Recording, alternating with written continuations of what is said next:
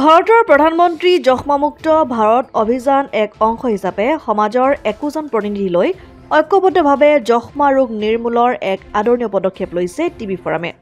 এই ফৰামত NGO, সাংবাদিক, অধিবক্তা, জিলা প্ৰশাসনৰ সদস্য, লখিমপুৰ চিকিৎসা মহাবিদ্যালয়ৰ সদস্য, ভাৰতীয় চিকিৎসা সেৱা সন্থাৰ সভাপতি, টিবি চেম্পিয়ন, জিলা যুটীয়া স্বাস্থ্য সেৱা সঞ্চালক, জিলা যক্ষ্মা বিষয়া আৰু লখিমপুৰ জিলা যক্ষ্মা কেন্দ্ৰৰ বিষয়ববীয়াসকলে অংশগ্ৰহণ কৰে। সমাজৰ প্ৰতিজন লোকৰ ঐক্যবদ্ধ প্ৰচেষ্টাতহে 2025 চনত এখন যক্ষ্মামুক্ত সমাজ আমি লাভ কৰিব পাৰিম। কবি, গল্পকাৰ তথা স্বাস্থ্যকৰ্মী পংকজ সভাপণ্ডিতে আঁত ধৰা অনুষ্ঠানত লখিমপুৰৰ জিলাৰ অতিৰিক্ত আয়ুক্ত গৌতম প্ৰিয়ম মহন্তই সভাপতিৰ আসন অলংকৃত কৰে। জিলা যুটীয়া স্বাস্থ্য সেৱা সঞ্চালক ডাক্তৰ বিমান শৰ্মাই আদৰণি ভাষণ প্ৰদান কৰে। জিলা যক্ষ্মা আৰু এইডছ নিয়ন্ত্ৰণ বিষয়া ডাক্তৰ হৃদয়ানন্দ বৰুৱাই যক্ষ্মা নিৰ্মূলৰ ক্ষেত্ৰত লখিমপুৰ জিলাই কৰি অহা কাৰ্যসূচীৰ এক বিস্তৃত প্ৰতিবেদন আগবঢ়ায়। কমি গৈছে, গতিকে সেইকাৰণে ভেকচিনটো লোৱাৰ দৰকাৰ আছে। আৰু দ্বিতীয় কথাটো, যেহেতু আমাৰ প্ৰায় 40% মানুহৰ গাত এই বীজাণুটো সোমাই আছে, সেইটো পৰীক্ষাৰ দ্বাৰা প্ৰমাণিত কথা। গতিকে তেওঁলোকৰ ক্ষেত্ৰত যদি এতিয়া প্ৰথম অৱস্থাত তেওঁলোকে BCG ভেকচিনটো ল'ব পাৰে, আৰু লোৱাৰ 1 মাহৰ পিছত তেওঁলোকে এই যিটো মই নতুনকৈ TPT বুলি ক'লোঁ, TB প্ৰিভেণ্টিভ থেৰাপি, সেই মেডিচিনটো খাব পাৰে। সেই মেডিচিনটো খালে ভিতৰত লুকাই থকা বীজাণুটো তাতে নষ্ট হৈ যাব বা তাতে মৃত্যু হ'ব। তেতিয়া সেই মানুহজনে ভৱিষ্যতে গৈ পেলাই এই বেমাৰটো ভোগাৰ সম্ভাৱনা একেবাৰে কমি যাব। এই BCG ভেকচিন 1921 চনৰ পৰাই আমাৰ ইমিউনেশ্যন প্ৰগ্ৰেমটো গোটেই পৃথিৱীত দি থকা হৈছে। অকল ভাৰততে নহয়, 21 চনৰ পৰা গোটেই পৃথিৱীত BCG ভেকচিন আমি যিটো বাচ্চাবিলাকক দিওঁ, নিউবৰ্ণ বেবীক দিওঁ, জন্মতে দিয়া হয়, BCG এট বাৰ্থ বুলি কয়। অৰ্থাৎ জন্মতে যিটো BCG ভেকচিন দিয়া হয় শিশুবিলাকক, সেইটো 1921 চনৰ পৰা দিয়া হৈছে। আৰু এডাল্ট BCG সেই একেটা ভেকচিনে, একেধৰণৰ একেটা ৰুটতে দিয়া হয়, ইন্ট্ৰাডাৰ্মেল, অৰ্থাৎ ছালত দিয়া হয়। বাচ্চাবিলাকক বাঁহাতত দিয়া হয়। এতিয়া আমি এডাল্টৰ ক্ষেত্ৰত বা প্ৰাপ্তবয়স্কৰ ক্ষেত্ৰত সোঁহাতত আমি দিছোঁ, বাঁহাতত দিয়া নাই। কাৰণ যিহেতু এটা প্ৰগ্ৰেম আমি জানিব লাগিব যে সেইটো হাততে সকলোৱে লৈছে, সেইটো কাৰণে, অন্য বেলেগ কাৰণ নাই। দ্বিতীয় কথা, বাচ্চাৰ ক্ষেত্ৰত দিয়া ভেকচিনটোৰ ক্ষেত্ৰত দেখা গৈছে যে এই ভেকচিনৰ পৰা কোনো ধৰণৰ একো বিৰূপ প্ৰতিক্ৰিয়া নাই, সেইটো এষ্টাব্লিছ। গতিকে এডাল্টৰ ক্ষেত্ৰতো যিহেতু ইতিমধ্যে এইটো পৃথিৱীৰ 16খন দেশত এডাল্ট BCG ভেকচিনেশ্যন দিয়াৰ ছিষ্টেম আছে, আৰু ভাৰতৰ 23খন ৰাজ্যত দিয়া হৈছে। তাৰ ভিতৰত অসমৰ 2খন জিলা, লখিমপুৰৰ শিৱসাগৰ। এতিয়া আমাৰ জিলাতে আমি ধৰি লওক এতিয়ালৈকে প্ৰায় 70,000 ওচৰা-ওচৰি আমি ভেকচিন দিলোঁ। এতিয়ালৈকেতো কাৰোৰ পৰা কোনো ধৰণৰ কিবা বিশেষ অসুবিধা পাইছে বা আমি যিটো AFI বুলি কওঁ, এডভাৰ্ছ ইফেক্ট ফলোইং ইমিউনেশ্যন, তেনেকুৱা ধৰণৰ কোনো ৰিপৰ্ট নাই। আৰু ক'ভিড ভেকচিনৰ লগত যিটো এটা তুলনা কৰা হৈছে, ক'ভিডৰ ক্ষেত্ৰত একচুৱেলি এইটো বহুত ক্ষেত্ৰত মানে এটা মানুহৰ মিছকনচেপশ্যন বা মিছ ইণ্টাৰপ্ৰিটেশ্যন বুলিহে ক'ম। কিয় কৈছোঁ, ক'ভিডৰ ক্ষেত্ৰত আমি তেতিয়া দেখিছিলোঁ যে ক'ভিড হোৱাৰ পিছত ক'ভিডৰ যিটো বেমাৰটো বেছি দিন নাথাকে। বেমাৰটো হোৱাৰ পিছত 4 দিন 5 দিনত মানুহজনৰ লক্ষণ ওলায়, আৰু প্ৰায় 2 সপ্তাহৰ পিছত বীজাণুটোৱে গাৰ পৰা ওলাই গুচি যায়। আৰু সেই 14 দিনত যদি মানুহজন বাচি থাকিব পাৰিলে, নহ'লে তেওঁ হয়তো সেই বেমাৰত হয়তো তেওঁ প্ৰাণ হেৰুৱাবলগীয়াও হ'ব পাৰে। এনেকুৱা হৈছিলে, আমি নিজে দেখিছিলোঁ ক'ভিডত কিমান মৃত্যু হৈছিলে। আৰু ভেকচিনটো অহাৰ পিছতহে সেই মৃত্যু হাৰটো কমিলে। সেই যিটো সত্য কথা, এই সত্য, এই যিটো ফেক্ট, এই কথাটো একচুৱেলি মানুহে বুজা উচিত। গতিকে ক'ভিডৰ কাৰণে যে তেওঁলোকৰ কিবা বেয়া হ'ল, এনেকুৱা ধৰণৰ এটা যিটো ভ্ৰান্ত ধাৰণা দিয়া হৈছে, এইটো এক্সপাৰ্টসকলৰ মতে কিন্তু এইটো নহয়। তেওঁলোকে কোনো কোৱা নাই যে এনেকুৱা ধৰণৰ ক'ভিডৰ কাৰণে কিবা হৈছে। আৰু যিহেতু এতিয়া BCG ক্ষেত্ৰতো যিহেতু এটা আগতে বাচ্চাক দি থকা ভেকচিনটো এতিয়া এডাল্টক দিয়া হৈছে, মাত্ৰ আগতে কেঁচুৱাক দিছিলে, এতিয়া যেনিবা প্ৰাপ্তবয়স্কক দিছে। গতিকে আমি যিহেতু নিজেও দেখিলোঁ যে কাৰো এনেকুৱা হোৱা নাই। আৰু ইতিমধ্যে মই এই কথাটো আমাৰ মিটিঙত কৈছোঁৱেই যে BCG ভেকচিন দিয়াৰ পিছত যিবিলাক ৰাজ্যত বা যিবিলাক জিলাত এইবোৰ দিয়া হৈছে, তাৰ পৰা যিটো তেওঁলোকৰ ষ্টাডি ৰিপৰ্ট ওলাইছে, তাতে দেখা গৈছে যে যিটো TBৰ যিটো ইনচিডেঞ্চ বুলি কওঁ, সেইটো প্ৰায় 17% কমি গৈছে।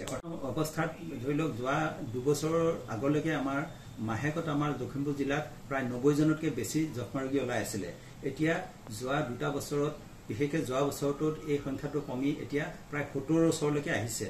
অৰ্থাৎ আমি যিমান TB পেচেণ্ট আছে তেওঁলোকক বিচাৰি ল'বৰ কাৰণে কিছুমান এক্টিভ কেছ ফাইণ্ডিং এক্টিভিটিজ কৰি আছোঁ। আৰু সেই এক্টিভিটি কৰাৰ পিছত সেই পেচেণ্টবিলাক যেতিয়া ধৰা পৰিছে, তেওঁলোকক চিকিৎসা কৰিছোঁ। গতিকে তেওঁলোকৰ পৰা নতুন পেচেণ্টলৈ সেই ৰোগ বিয়পাৰ ক্ষেত্ৰত কিছু আমি বাধা দিব পাৰিছোঁ সেইকাৰণে নতুন পেচেণ্ট ওলোৱাৰ ক্ষেত্ৰত আমাৰ এই ফিগাৰটো অলপ আগতকৈ ভাল হৈছে অৰ্থাৎ 2 বছৰ আগত য'ত 90 জন বা 100 জন ৰোগী ওলাইছিলে এতিয়া 70 জনলৈকে কমিছে ঠিক তেনেকৈ আমি যদি এই এক্টিভিটিটো অনাগত দিনত ভালকৈ কৰি যাব পাৰোঁ হয়তো এই ফিগাৰটো আৰু কমিব বুলি আমি আশা কৰিছোঁ আজি লখিমপুৰ জিলাৰ যক্ষ্মা যিটো বিভাগ আছে ডিষ্ট্ৰিক্ট হেল্থ ছ'চাইটি এই ডিষ্ট্ৰিক্ট হেল্থ ছ'চাইটিৰ ফালৰ পৰা আমাৰ ডিষ্ট্ৰিক্ট টিবি ফৰামৰ এখন বৈঠক হৈ যায় এই বৈঠকখনত সভাপতিত্ব কৰে আমাৰ জিলাৰ এডিচি হেল্থ সন্মানীয় গৌতম প্ৰিয়ম মহন্ত ডাঙৰীয়াই আৰু এই সভাত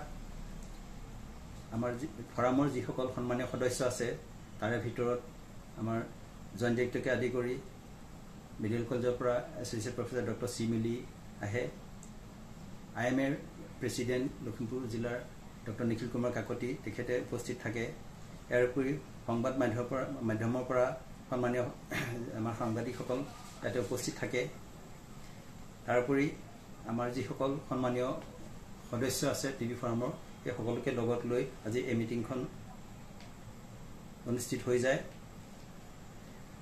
এই মিটিঙত আমাৰ টিবি চেম্পিয়ন সকলো উপস্থিত আছিলে এই মিটিঙত আমাৰ joint director of health services doctor Biman শৰ্মাই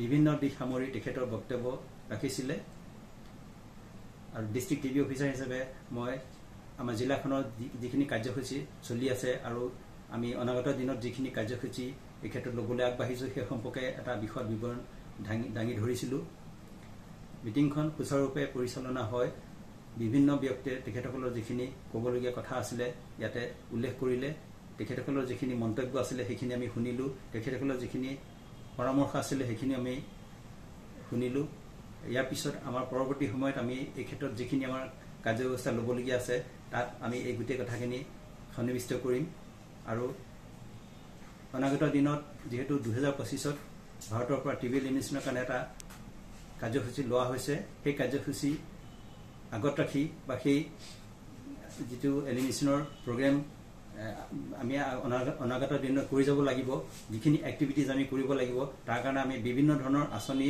ইতিমধ্যে যিহেতু কৰি আছোঁ আৰু নতুন কিছু আঁচনি এই ক্ষেত্ৰত আমি কৰিবলৈ ওলাইছোঁ তাত বিশেষকৈ দুটা ক্ষেত্ৰত আমি এতিয়া গুৰুত্ব দিছিলোঁ এটা হৈছে এডাল্ট ডিচিজ ভেকচিনেশ্যন আৰু এটা হৈছে টিবি প্ৰিভেণ্টিভ থেৰাপি মেডিচিন এতিয়াও আছে আমাৰ লগত কিন্তু কথা হৈছে কি একচুৱেলি আমি যিটো টিবি প্ৰিভেণ্টিভ থেৰাপি বুলি কওঁ তাৰমানে টিবি নহ'বৰ কাৰণে দিয়া ঔষধ আমি সহজ ভাষাত ক'লে এতিয়া আগতে কি হৈছিলে একচুৱেলি যিসকল আমাৰ টিবি ৰোগী আছে তেখেতসকলৰ টিবি ধৰা পৰাৰ লগে লগে তেখেতসকলৰ পৰিয়ালৰ যিখিনি মেম্বাৰ তেওঁলোকৰ লিষ্টটো আমি সংগ্ৰহ কৰোঁ আমাৰ কৰ্মচাৰী আছে STS বুলি তেওঁলোকৰ যোগেদি আৰু তেওঁলোকৰ কাৰণে 5 বছৰৰ ওপৰত যিসকল ব্যক্তি আছে তেখেতসকলক আমি এই মেডিচিনটো 6 মাহৰ কাৰণে ডেইলি এটা টেবলেট খাবলৈ দি আছিলোঁ ঠিক আছে এতিয়া যেহেতু বহুত দীঘলীয়াকৈ খাব লাগে 6 মাহৰ কাৰণে গতিকে এই ক্ষেত্ৰত আমি যিটো ইংৰাজীত কমপ্লায়েন্স বুলি কওঁ তাৰ মানে ঔষধটো ৰেগুলাৰ খোৱাৰ যিটো দায়িত্ব সেই দায়িত্বৰ ক্ষেত্ৰত বহু সময়ত কি হয় মানে মানুহে অতিষ্ঠ হৈ যায় কিমানৰ সদায় ঔষধ খাই থাকিম এনেকুৱা ধৰণৰ সেইটো কাৰণে তাৰ যিটো কমপ্লায়েন্সটো কেতিয়াবা বেয়া হয় মানে অৰ্থাৎ তেওঁলোকে মাজতে খাবলৈ বন্ধ কৰি দিয়ে আৰু বাচ্চাৰ ক্ষেত্ৰত আৰু দিগদাৰী বাচ্চাকনো সদায় কিমান জোৰকৈ ঔষধ খুৱাব গতিকে চৰকাৰে এইবিলাক নতুন আমাৰ এতিয়া ঔষধ উলিয়াইছে গতিকে এতিয়া যিটো ঔষধ আহিছে মই আপোনালোকক দেখাবলৈ বিচাৰিছোঁ এইটোৱে মেডিচিন আহিছে এটা নতুনকৈ টিবি প্ৰিভেণ্টিভ থেৰাপিৰ কাৰণে গতিকে এইটো মেডিচিন আমি সপ্তাহত এবাৰ দিলেই হ'ব আৰু 12 সপ্তাহ দিলেই হ'ব গতিকে কম সময়ৰ কাৰণে দিব লাগিব আৰু আমি যিটো ফ্ৰিকুৱেঞ্চি বুলি কওঁ মানে সদায় খোৱাৰ পৰা এতিয়া সপ্তাহত এবাৰ খাব গতিকে নিশ্চয়কৈ আমি ভাবিছোঁ যে আমাৰ যিসকল বেনিফিচিয়াৰী থাকিব তেখেতসকলে এই মেডিচিন লোৱাৰ ক্ষেত্ৰত হয়তো আগৰ তুলনাত এতিয়া বেছি সহজতে আঁকোৱালি ল'ব গতিকে 70,000 ওচৰা-ওচৰি আমি বেনিফিচিয়াৰীক ভেকচিন দিব পাৰিছোঁ আৰু যেহেতু এই ভেকচিনেশ্যনৰ কাৰ্যসূচী ইতিমধ্যে 3 মাহ সম্পূৰ্ণ হ'বলৈ গৈ আছে গতিকে আমি সকলোৰে পৰা সহযোগিতা বিচাৰিছোঁ যাতে আমি আৰু কিছু ব্যক্তিক এই ক্ষেত্ৰত ভেকচিনেশ্যনৰ কাৰণে ল'ব পাৰোঁ আৰু টিবি প্ৰিভেণ্টিভ থেৰাপিৰ কাৰণে ভাৰত চৰকাৰৰ পৰা আমাক এটা নতুন মেডিচিন দিছে এই মেডিচিনটোৰ ক্ষেত্ৰতো আমি যাতে আমাৰ যিখিনি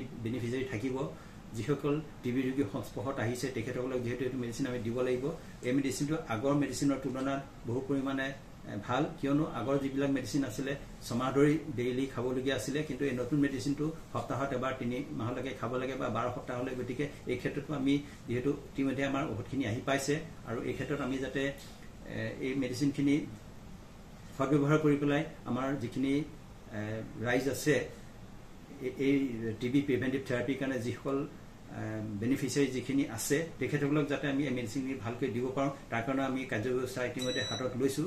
গতিকে আজি টিবি ফৰামৰ মিটিঙত এই বিভিন্ন দিশ সামৰি আমাৰ ফালৰ পৰা আমি এইখিনি কথা সকলোকে জনালোঁ, সকলো সদস্যকে জনালোঁ আৰু তেখেতসকলৰ এই ক্ষেত্ৰত যথেষ্ট সুখী যেন অনুভৱ হ'ল। গতিকে আমি সকলোৰে সহযোগিতা কামনা কৰি আজিৰ এই মিটিংখন সীমান্ততে আমি সামৰিলোঁ।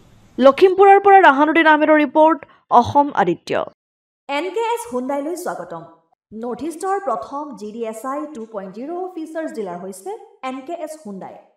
অত্যাধুনিক সা সুবিধাৰে তৈয়াৰী মষ্ট আপডেটেড হুণ্ডাই ডিলাৰ এতিয়া ডিব্ৰুগড়ত। আমাৰ NKS হুণ্ডাই ডিলাৰত open sales consulted room, customer ৰুমৰ লগতে পুৰণি গাড়ীৰ এক্সচেঞ্জ ফেচিলিটিও ৰখা হৈছে। ইয়াত চেলছৰ লগতে ছাৰ্ভিচ ছেক্টৰৰ সুন্দৰ সুবিধা আছে। প্ৰয়োজনীয় সকলো এডভান্স টুলছ, হুইল বেলেন্সিং, এলাইনমেণ্টৰ অত্যাধুনিক machine, post hydraulic lift, fully trained পাৱাৰৰ লগতে nitrogen gas filling facility, fully automatic car washer ফেচিলিটিও আছে।